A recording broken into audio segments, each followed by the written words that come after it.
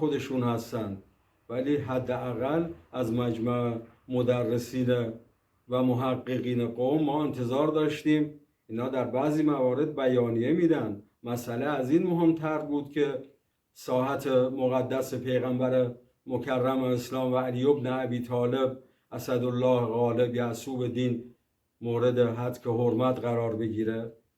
اینجا چرا مجمع مدرسین و محققین حوزه علمی قم به میدان نیومدن؟ چطور این آقای اسد احمد خاتمی امام جمعه موقت هر وقت یه مطلبی پیش میاد فوری بعضی از این روحانیون جیره‌خوار رو به صف میکنن و داد فریاد بر علیه افراد تظاهرات را میندازن، شعار میدن، بعضا به ساحت مقدس مراجع توهین میکنن. چند وقت پیش اینا این گروهی که درست کرده بودن در حوزه علمی قم به ساحت مرجعیت حضرت آیت الله العظما علوی بروجردی نوه حضرت آیت الله العظما آقا حسین بروجردی چقدر توهین کردن، چقدر شعار دادن. مگر ایشون چه مطلبی رو گفتن؟ ایشون غیر از خیرخواهی، غیر از این که دلشون برای اسلام و برای افراد میسوزه، چقدر اینا توهین کردن؟ پس الان کجاست اون آقای سید احمد خاتمی الان بیاد موضع گیری کنه؟ توهین بالاتر از این. قلب شاید 1 میلیارد مسلمان رو اینا جریحه دار کردن، اذیت کردن. در ماه مبارک رمضان مردم روزدار رو بیای در تلویزیون ملی اینطوری توهین بکنی، بعد از اون که مردم اعتراض کنن شما بیاید، علما اعتراض کنن بیاید توجیه کنید. اون توجیه با اون وضعیتی که بدتر از همون حرف اول بود. آقا نکنید این کار رو. عین تذهبون، دلتون به حال این مردم بسوزه. این مردم خیلی مشکل دارن، ولی مردم حاضر نمیشن با زبان روزه.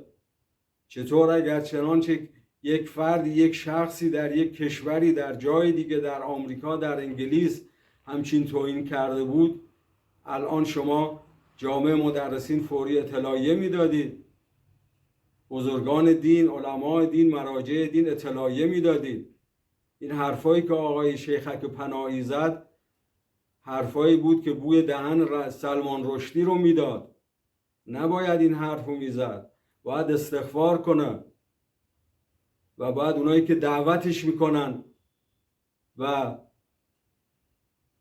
حمایت میکنن ایشون اگر از طرف یک منبع قدرتی حمایت نمیشد، ساپورت نمیشد، که اینطوری نمیکرد.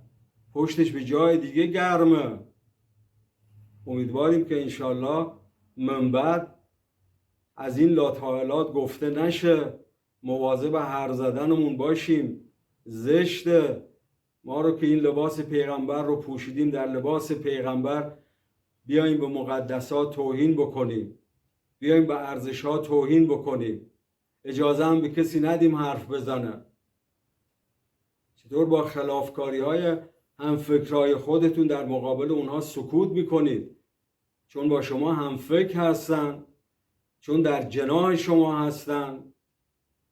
سزاوار نیست. خدا آدم رو ذلیل میکنه.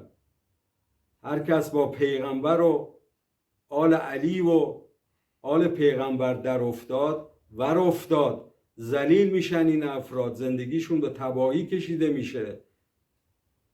امیدوارم انشالله به همین مقدار بنده بسنده میکنم. فکر میکنم اگر در خانه کس است یک حرف بس است. مطالب دیگه دارم انشالله در وقت دیگه انشالله به سم مبارک عزیزان میرسونم. و سلام علیکم و رحمت الله و برکاته.